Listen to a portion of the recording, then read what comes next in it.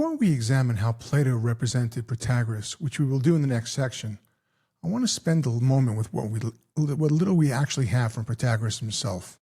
Fewer than 10 authentic fragments of his work survive.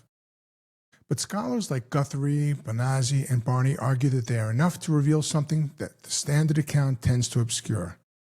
Let's begin with Protagoras' voice here. He said, "Of all things the measure is man. Of those that are, that they are. And of those that are not, that they are not." The most common reading is that this is a statement of relativism. No objective reality, truth varies from person to person.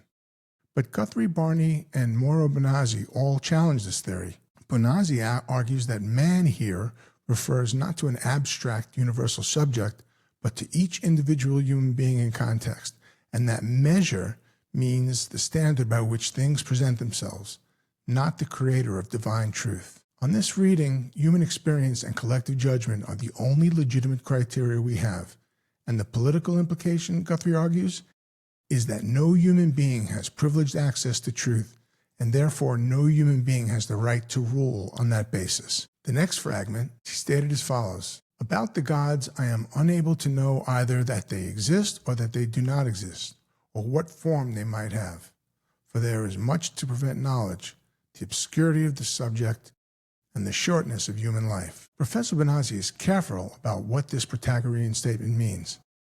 This is not atheism. It is an epistemological position. The question exceeds what human experiences can settle. On Bonazzi's reading, it is a statement of principled intellectual humility, and it clears the ground for something very important. If we cannot appeal to divine authority to settle questions of justice and law, then those questions must be worked out through what human beings have constructed together, through nomos. That move, Guthrie argues, is characteristically Enlightenment-like in its refusal to accept inherited authority as a substitute for reasoned inquiry. So here's what Protagoras actually claimed to teach. He called it eubulia, which roughly translates to good deliberation and judgment. Professor Barney argues that this is the defining term for understanding what Protagoras was actually offering. In Plato's dialogue, Protagoras describes his teaching as excellence in deliberation about household matters and the affairs of the city.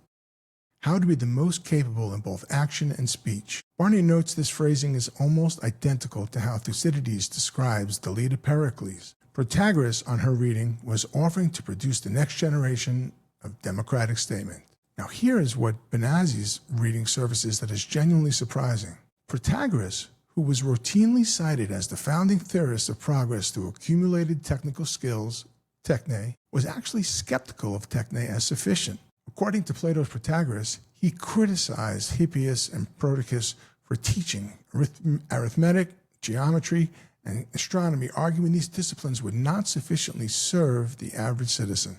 What Protagoras considered essential was not only technical expertise, but also political art, the capacity to deliberate well and act justly in conditions of genuine uncertainty. Well, what this reveals, according to Billings, is that the sophistic movement contains its own internal debate about the nature of progress. On one side, Hippias and Prodicus, for whom technical accumulation is the measure of all advancement.